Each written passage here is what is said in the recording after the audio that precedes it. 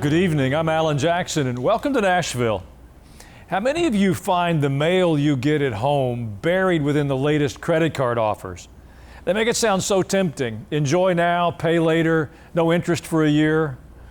Well, the well-meaning men and women we send to Washington get these sorts of offers too. But they're not from the banks, they're from the lobbyists. Spend now and pay it off later, or don't pay it off at all. One wants a new highway, the other wants a new firehouse, the other's trying to get state officials into new electric cars. The list, it's endless, and the bait is tempting. Give me what I want, and I'll vote for you later. Well, state by state, one project at a time, it may not seem like a lot, but after decades of this, we're now sitting on a national debt that's close to $37 trillion. But today, the line was drawn. The Republican Party managed to put together a bill that both fires up the economy and begins to address what has been an out-of-control debt. The president named it the Big Beautiful Bill, and it took the vote of Vice President J.D. Vance to break the tie and approve the Senate version. Well, with that, I want to bring in our guest for today. He's the Executive Vice President of the National Taxpayers Union, Brandon Arnold. It's great to have you here on this historic day. Welcome to the show. Thanks so much for having me. Well, let's start with the target, because I believe that what the president and his party are doing is quite admirable. They want to keep taxes down, reduce spending, take care of those in need, and keep our military strong. Goodness knows we've got several other countries trying to knock us out of first place, and not just economically. In the most general terms, do you find the overarching bill an effective start? I do. I think it's a good start, but I think there's a lot more work that needs to be done. And I think what you've laid out there is really important, and that is, first of all, starting with your goals. You shouldn't just cobble this thing together willy-nilly, and I don't think Congress did. I think you need to prioritize certain functions that you want America to succeed in. And that, of course, starts with the military, it continues with economic growth, and then it continues as well to fiscal responsibility. And I think the bill touches on all of those, and of course it's not perfect by any stretch of the imagination. We can get into those imperfections, but I do think they did a good job of keeping their eye on the prize, and that is, crafting good tax policy that's going to grow the economy, as they did back in 2017. We re-up a lot of those provisions, make them permanent, and then starting to chip away at the largesse of the federal government, the $37 trillion in debt that you allude to here that continues to grow. We have to take a lot of bites at this apple before we're going to be in a better spot, be in a healthier spot, fiscally speaking. But I think this begins that process. It's going to be a long slog. Well, I want to go through each of the big issues on the table. So let's start with the one that the opposition is constantly misrepresenting. It's Medicaid. Listen to this soundbite. Of course Americans hate this bill. It steals their Medicaid, it jacks up their premiums, it takes away their jobs and gives trillions away to billionaires. If you actually believe what the Democrats are pushing, you'd think that the Republicans are trying to kill people by taking away their government health benefits. But that's not even close to the truth, is it? No, not at all. And the fact of the matter is, if you cut a nickel from Medicaid, they would be screaming bloody murder, telling you that people are going to be dying in the streets. What they're doing here in this Republican package is reducing the growth of Medicaid from 5% down to 3%. So the program is still growing. It's just growing at a slower rate. And on top of that, I think a lot of the provisions that we're talking about are pretty popular when you start to break them down and explain them to the American people. For instance, do we think on a fundamental level that illegal immigrants, people who are in this country illegally, should be receiving government benefits like Medicaid, let alone food stamps and other government programs? The answer is no. I mean, that's an 80-20 issue, and average Americans get that. Also, if you're able to work but choose not to, if you are healthy and able to work, you should be participating in the workforce, or you should be applying for a job in your parents' basement playing video games, collecting checks from the federal government. That's not fair, and that's why this bill addresses that very problem that is unfortunately all too real. So you see those numbers of people being kicked off of Medicaid. A lot of them shouldn't be on Medicaid in the first place. They should be in the private sector, or they shouldn't even be in this country in the first place. Well, a big part of the DOGE effort was to cut the overall size of many of the departments, including the State Department, the Department of Education, the Voice of America. Well, now that the Supreme Court has ruled in favor of the president, versus the hundreds of liberal local judges. Do you think these cuts will continue, and should they continue? Yeah, they should absolutely continue, but I don't think DOGE should be the end of the process, because any cuts that are done by the executive branch can be undone by future executive branches, or even worse, as you allude to, the court system.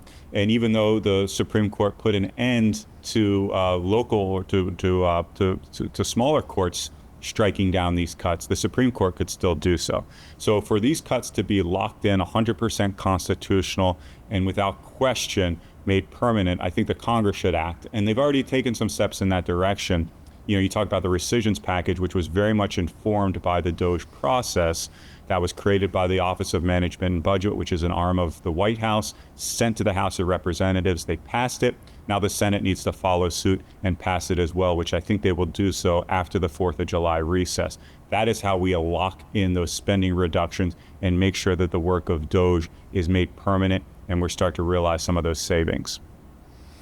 Well, one of the unfinished arguments is about the estimates that are done to try and project how these bills will play out over time.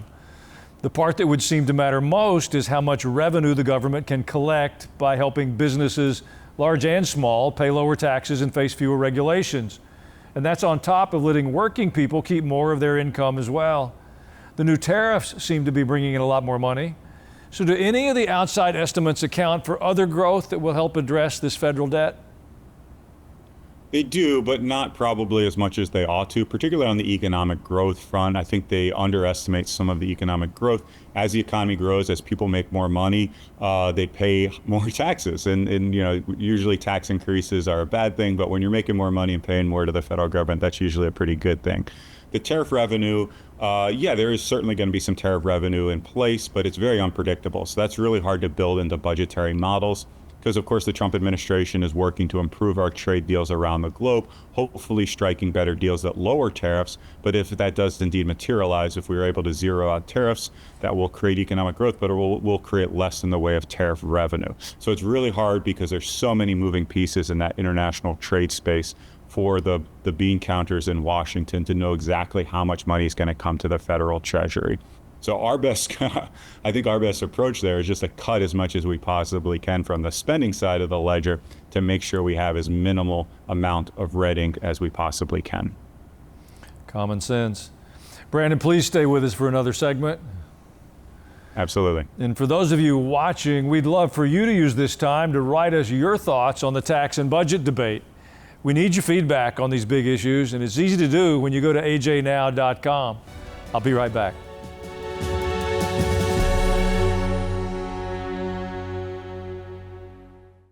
You know, how do we understand a world of turmoil and confusion and conflicting ideals? Well, I've written a new book that I think will help. It's called Angels, Demons, and You, Understanding Spiritual Influences in Our Lives. I don't believe a political understanding is sufficient to know what's happening in our world. We need to understand the spiritual forces that are impacting us every day.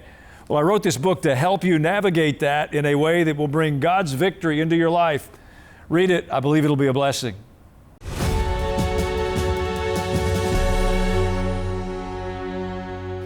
We're back now with Brandon Arnold, the Executive Vice President of the National Taxpayers Union.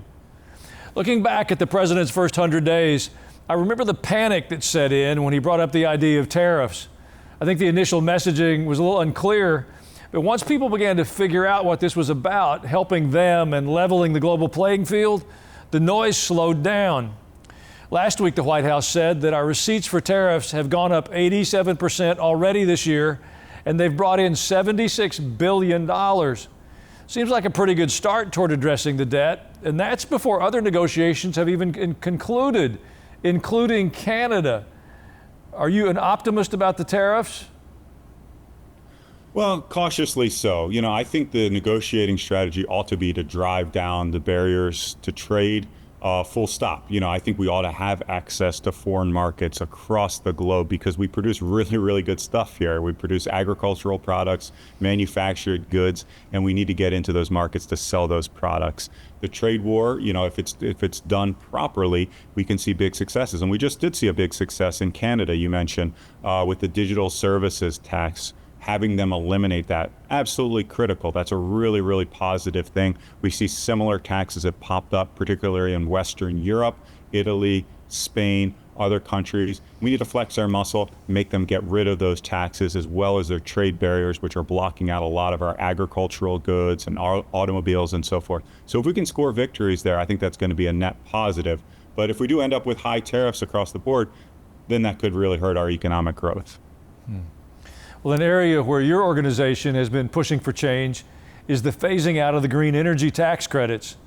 It seemed like a good way to kickstart some of the original environmental experiments, but isn't it time that these green projects stand on their own rather than just getting subsidies with the taxes that we're paying? Oh, absolutely. Listen, I have no bone to pick with solar and wind and geothermal. I think all these technologies have their place in certain applications, but we shouldn't be subsidizing the heck out of them. These are not new technologies. These are decades old technologies that of course are evolving and improving, but they should stand on their own. If people want to utilize them, if they want to put solar panels on their roof, God bless them. That is their right to do so. But we shouldn't be sending them a check from the federal government at any time, but particularly at a time when we're running nearly a $37 trillion national debt. That just simply does not make sense. And these provisions need to be ripped out as quickly as they can from our U.S. tax code and eliminated. And I'm hoping that this tax bill is larger than just a tax bill. This one big, beautiful bill does just that, because it's really critical to restoring fiscal balance and also just being neutral with regard to what types of energy sources we are utilizing in residential, commercial, you name it. Well, one argument that I've never seen settled is whether we can grow our way out of debt, as President Reagan pushed for during his time in office. You know, some senators are all for it. Listen to Senator Banks.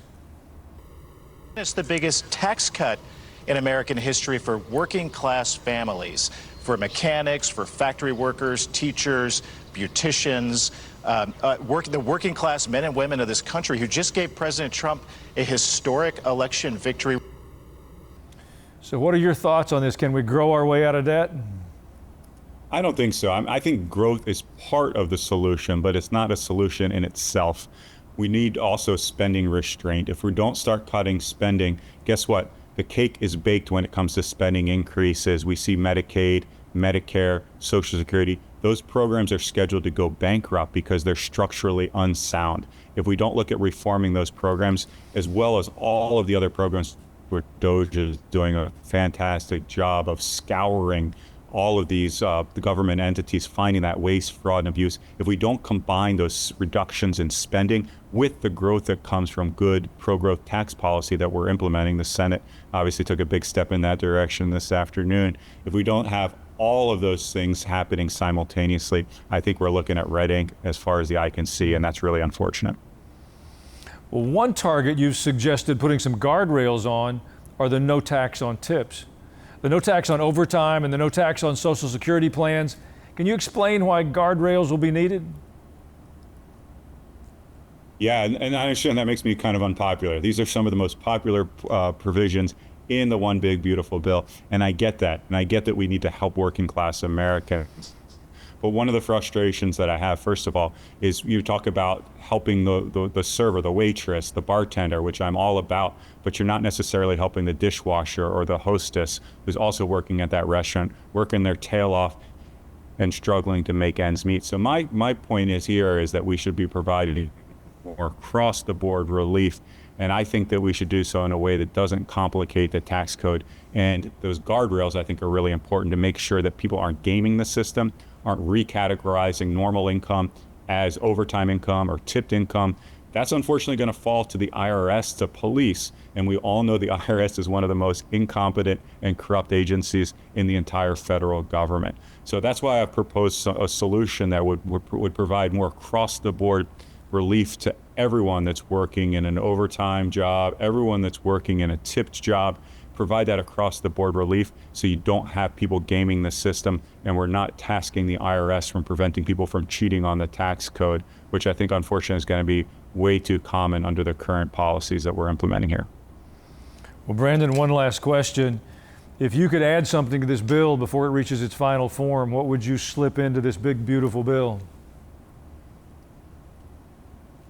That's a tough question. There's a lot of stuff that comes to mind. The first thing is a lower corporate rate. When you look at the bill that was passed in 2017, the reason why we saw so much economic growth, the reason why average workers were getting bonuses from the companies they worked for, where small businesses were able to provide more to their customers and more to their employees. I think really with the corporate rate was dropping that from 35% down to 21%. That just stimulates so much economic growth. We're now at 21%. That was made permanent. That's about global average. And if we want to not just compete with, but really outcompete China and Europe and Japan and all of our other international competitors, having a lower corporate rate is a great way to do so. Well, Brandon Arnold, we're just a few days now from our Independence Day. No taxation without representation was the drive behind it. Happy 4th of July to you, and thank you for sharing your expertise with our viewers on this big day. In a moment, I'll have some thoughts of my own on the issue. Remember, prior to 1861, there was no federal income tax in this country. Can you imagine that? I'll be right back.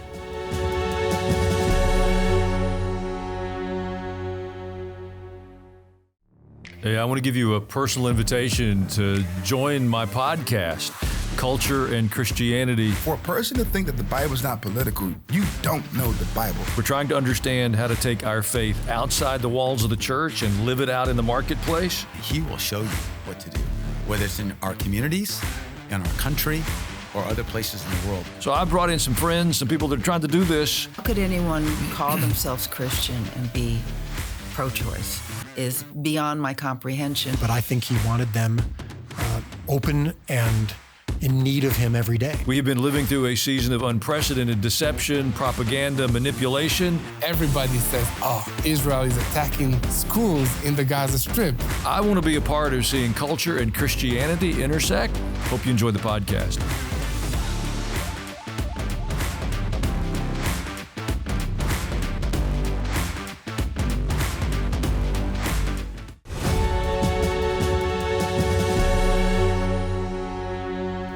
You know, it's 4th of July week. We're celebrating our nation and the values that have brought so many good things to us.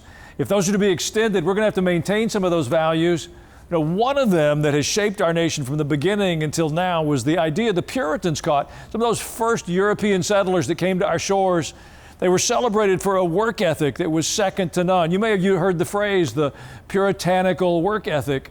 That's a value derived from Scripture. Unfortunately, it's kind of fallen into disrepute. Work is no longer celebrated. We talk more about a work-life balance, and we don't want to get out of balance. We certainly don't want to work too much. Well, I would remind you that when we're introduced to God in the opening pages of the Bible, He's working. And He happened to work a 6-day week. Now, I'm not advocating for you to be a workaholic, but I think we have to understand that our willingness to make an effort is connected to the outcomes that shape our future. And as we learn that, we have to teach our children and invite our grandchildren to it. Those values, the high value of work and productivity, have helped to make our nation strong and bring God's blessings to us. We don't want to lose those values as we move forward.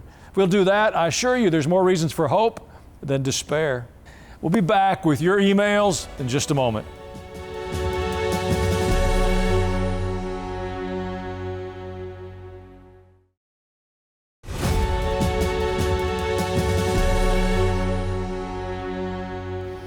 Thank you for taking the time to send us your emails. Your thoughts and opinions, they really matter to us. The former Mayor Jack Lewis of Haltom City, Texas, say, may God continue your ministry. Here in North Texas on a large church marquee is the message, lifestyle Christianity. Well, I'm afraid that pretty well describes many of our churches in America. We're preaching and practicing lifestyle Christianity. We need to remember there are more reasons for hope than despair. Well, Mayor, I agree with you. We need to practice more of a God-style Christianity. We didn't join a social club or a civic club when we come to church. We come to become disciples of Jesus Christ, to yield our lives to the authority of a living God. That brings good things to our lives, but it's not always easy. It means a change of lifestyle. Then Ron from Mississippi wrote, you often comment on America's liberal legacy news media. Perhaps the most accurate description of their so-called reporting came from the Israeli ambassador to the United States, Yachel Leiter, who said in a recent interview, there are many journalists who don't report the news. They rather create a narrative than offer their commentary on the narrative they create. I think his quote pretty much sums it up. The good news is there are emerging new forms of media. This program represents one of those. This would have been unimaginable just a few short years ago. But today there's a lot of voices and a lot of platforms that give you alternatives. It takes a bit more effort to find the truth, but it's available and it's growing. You can help us if you'll share the message of this program with your friends. Alicia emailed, I'm grateful for your daily show, Alan Jackson Now. I love how you give your guests time to explore and inform us of how ideology can infiltrate our brains, spirits, and hearts. Well, Alicia, thank you for noticing. Our goal is to give our guests times to unpack their thoughts and ideas with more than a 15 or 20-second soundbite. I pray that is helpful to you. That is certainly our objective. And finally, Fern in California wrote, thank you for your inspiring ministry and for your program on current events, delivering the news and messages in God's truth and from His Word. Well, Fern, what you should know is I'm simply the clown they push out on stage. There are dozens of people who work to make this program possible, really smart people, talented people, aware people that help to make this message available to you and others across our nation. Together and with God's help, I believe we will see truth celebrated in the public square again. I thank you for spending a few minutes with us this evening. If you miss an episode, you can always go to ajnow.com. They're all archived there. I'm Alan Jackson, and you have a wonderful evening.